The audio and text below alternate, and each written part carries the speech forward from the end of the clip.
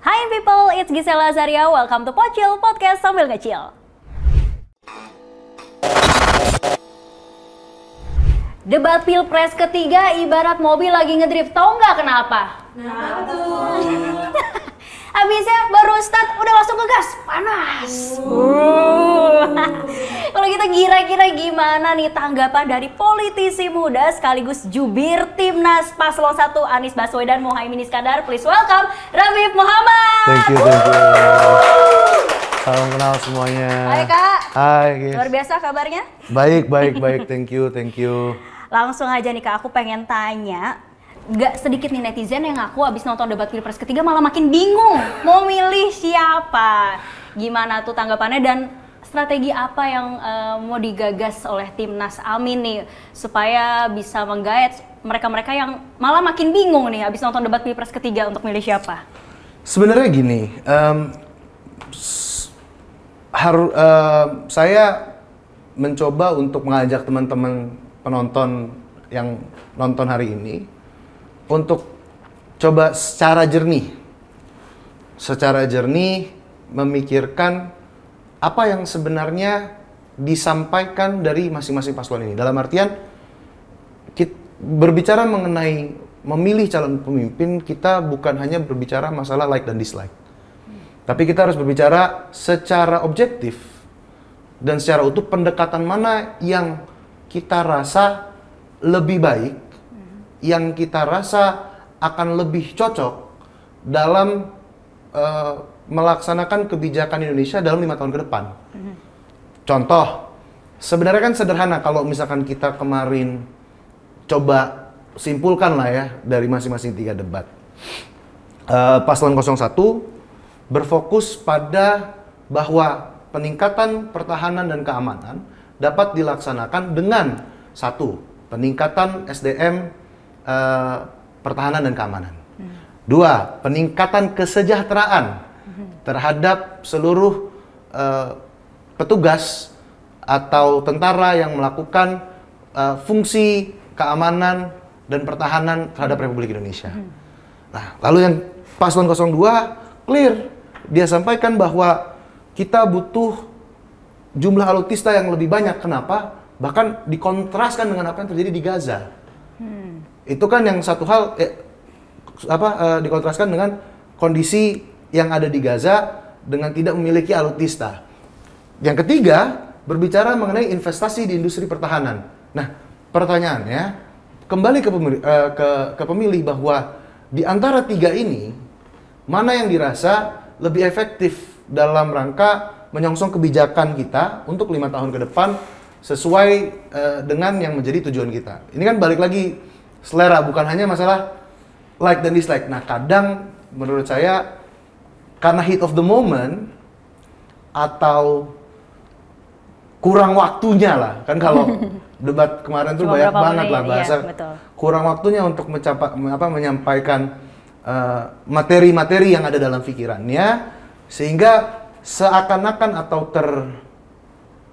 tertuju atau di frame seakan-akan ini menjadi satu hal yang personal. Sebenarnya kan clear.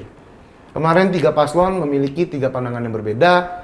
Kami berbicara pada human-nya,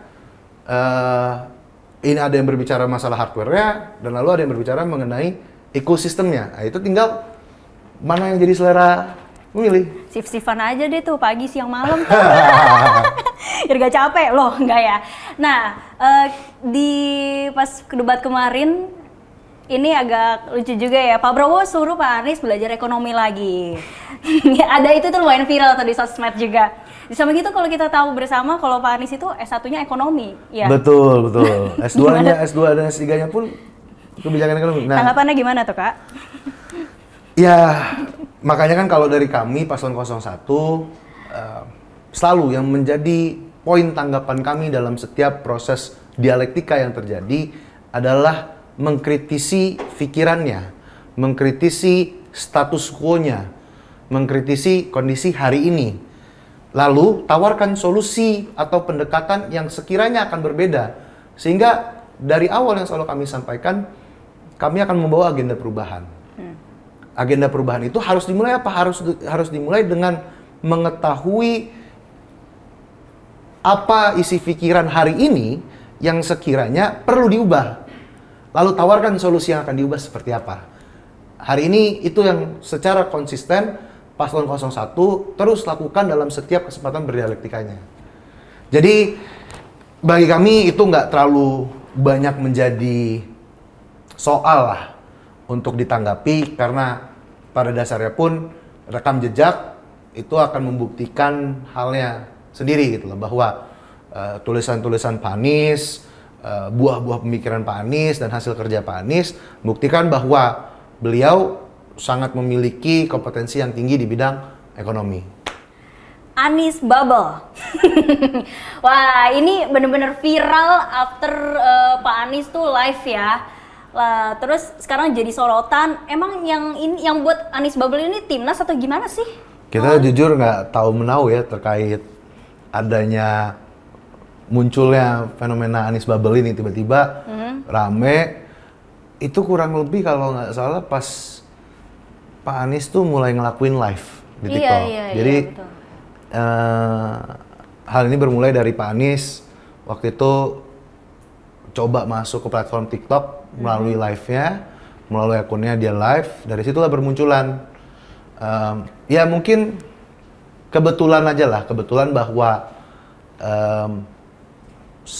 sejalan dengan audiens yang ada di TikTok dengan fans-fans K-pop, itu mungkin dia kebetulan lagi ngeliat, nah itu yang mungkin nge-trigger proses itulah. I see. Ya, live TikTok itu kalau kita bisa bilang itu strategi yang bagus banget sih. Karena memang orang pada demen live TikTok, nanti tinggal kita lihat ya ada yang nge-gift-gift gitu. Kayaknya nggak diterima juga ya. Anyway Pak, soal kita akan beralih sedikit nih Kak. Kita tahu sempat dipublish kalau biaya kampanye Paslon 1 itu paling rendah dibanding 2 dan 3, betul ya? Apakah dengan biaya kampanye yang segitu maksimal gak sih gitu dengan biaya kampanye yang paling rendah dibandingkan 2 dan 3?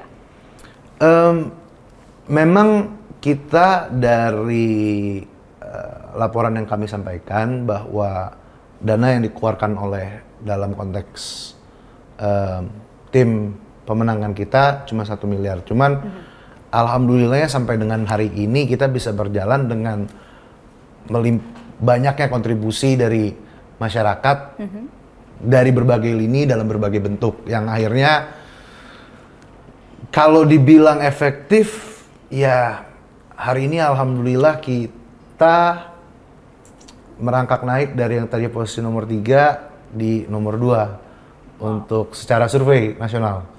Wow. Jadi ya hari ini kan berbicara efektif atau tidak, result yang akan berbicara nantinya. Ya cuman kalau ditanya hari ini itu modal awal yang kita punya, sisanya ya mayoritas bentuk kontribusi masyarakat. Pak Anies sempat dibilang kacang lupa kulitnya sama Pak Prabowo. Aduh, langsung berdam. Bagaimana tanggapan Kak Rafif? Ini dari tadi pertanyaannya. Pinggir jurang. Sebenarnya kan gini, dianggap kacang lupa kulit. Kalau kita berbicara sesederhana bahwa itu baiknya bercermin terlebih dahulu sebelum melakukan statement. Kadang memang lebih gampang kita menunjuk seseorang atas kesalahannya dibanding berkaca dan mencoba introspeksi dengan apa yang hari ini dilakukan. Jadi kita nggak ingin berkomentar banyak, kita nggak akan menanggapi banyak masalah statement-statement seperti itu, bahwa secara historis, secara rekam jejak itu bisa terlihat dan hari ini pun bisa terlihat mana sebenarnya yang dalam konteks kacang lupa kulit dapat lebih diasosiasikan. Maka dari itu kita nggak banyak komentar lah. Oke, silakan in people, penonton kita in people yang menilai sendiri gitu. Siap, ya. Betul. Selanjutnya, apa tanggapan Kak Raffi soal potongan video ini? Kita tidak nyapres mungkin saja dan saya tahu persis bahwa Pak Prabowo memang akan menjadi calon presiden. Jadi saya sampaikan pada semua bahwa calon adalah Pak Prabowo. Karena itu jangan memikirkan tentang nama-nama lain. Dan jangan harap saya menyatakan bersedia, apalagi menjadi poros ketiga, tidak mungkin. Selama masih ada Pak Prabowo ketika itu. Dan itu Sampai situ. Ya pasti udah tahu lah ya Kak Betul, videonya. betul. Itu gimana? Boleh mungkin dijelasin kan dari tim internal supaya kita tuh tidak berasumsi. Kan kadang-kadang video ada yang suka dipotong atau apa. Nah, Betul. tapi dengan video yang kita lihat potongan video tersebut, gimana tanggapan Kak? Jadi mungkin buat teman-teman ini media, video tadi to give it a context itu suatu rekaman wawancara Pak Anies yang dilakukan pasca beliau terpilih menjadi gubernur DKI Jakarta. Dalam video pertama pertanyaannya disampaikan bahwa apakah Pak Anies akan tetap melanjutkan komitmen di DKI selama 1 periode jabatan. Dijawab ya. Lalu kedua berbicaralah mengenai pemilihan presiden tahun 2019.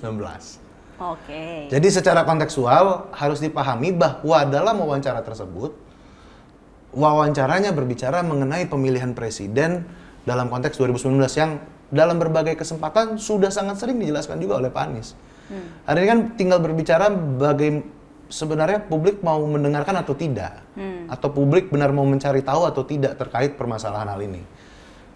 Kalau melihat merujuk ke video, dan video ini selalu tayang setiap saya buka TikTok, setiap FYP saya mulu ya, Pak, ya? betul. Secara kontekstual, jadi videonya itu tuh sangat out of context gitu loh. Dan hari ini kalau kita berbicara 2019 apa yang disampaikan beliau oleh Tuntas, ya masa hari ini kontestasi 2024 apa yang beliau sampaikan terkait pemilu 2019 menjadi satu ikatan yang terus digantung lah, bahasanya digantung untuk mencegah langkah-langkah beliau berbakti kepada Republik ini. Baik, terakhir boleh sampaikan dong statement kepada para pemilih kita in people. Oke. Menjelang pesta demokrasi yang tinggal menghitung jari. Silakan Kak. Oke, selamat sore teman-teman in people.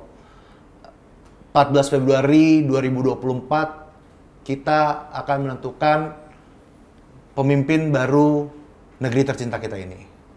Pastikan teman-teman semua meluangkan waktunya di 14 Februari nanti 5 menit untuk 5 tahun ke depan, 5 menit untuk masa depan bangsa. Terima kasih. Semoga teman-teman bisa memilih sesuai dengan hati nurani dan pilihan terbaik teman-teman. Wow, terima kasih Kak Raffi Muhammad sudah datang ke Pocil Podcast sambil nge-chill. Lagi-lagi tanggal 14 Februari boleh kasih bunga ke Ayang, boleh kasih coklat ke Ayang, boleh ya. Boleh. Tapi jangan lupa kasih suara. Oke. Ke TPS 14 Februari. Betul, ke TPS 14 Februari. Jangan lupa 5 menit untuk 5 tahun ke depan. Wow, kalau gitu saya Gisela Azaria dan Kak Raffi Muhammad pamit. It's a day in people's way. Bye. Bye.